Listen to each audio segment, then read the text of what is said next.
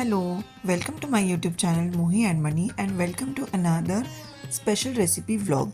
तर काल मी माझ्या भाच्यासोबत बोलत होते तर त्याने त्याच्या गोड आवाजात मला सांगितलं की मासी माझ्यासाठी येताना लाडू घेऊन येशील का.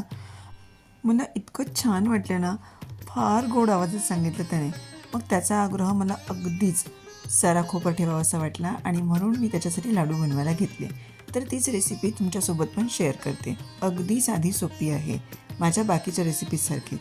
सो इकडे प्रमाणासाठी मी तुम्हाला दाखवते. या वाटीने असं मोजमाप घेतलं आहे मी. असे 3 वाटी बेसन घेतलं आहे मी. आता कढईमध्ये थोडंसं तूप गरम करूयात आपण आणि ते पूर्णपणे मेल्ट होण्याची वाट बघूयात. अर्थातच ते थोडंसं जास्त होतं मेल्ट झाल्यावर. सो कढईमध्ये तूप गरम झालं की त्यामध्ये 3 वाटी बेसन मी टाकून घेतलं आहे आणि अगदी मंद आचेवर याला खरपूस आपल्याला भाजायचं आहे. थोडासा वेळ लागतो, पण हातातली सगळी कामं बाजूला टाकायची आणि फक्त बेसन भाजायला घ्यायचं. भरपूर वेळ द्यायचा त्याला. छान निवांतपणे सुंदर अशा सोनेरी रंगावर आपल्याला आपलं हे बेसन भाजून घ्यायचं आहे. आता एका साईडला मी तुम्हाला बाकीच्या पण गोष्टी सांगणार आहे.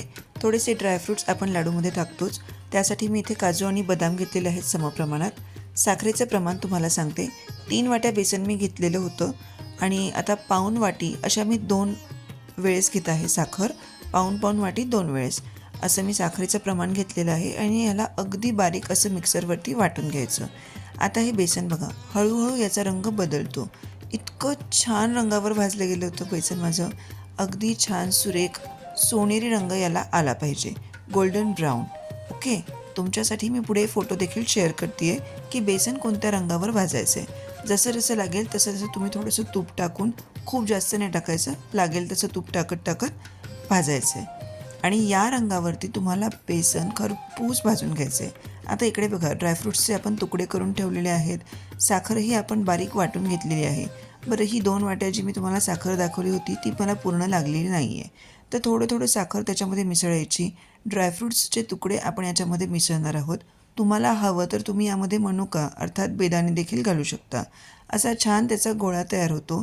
अगदी साधी रेसिपी, खूप सोपी आहे, पटकन होतात. काहीच पूर्वतयारी करून ठेवण्याची काहीही गरज नाही आहे. इथे बघा इतका छान याचा गोळा तयार झाला आहे. आता याचे छोटे छोटे लाडू आपण बनवणार आहोत. तुम्हाला जो हवा तो साईज तुम्ही ठेवू शकता. तर अशा प्रकारे माझे लाडू झालेले आहेत तयार. तुम्ही पण ही रेसिपी नक्की ट्राय करून बघा. Thanks for watching.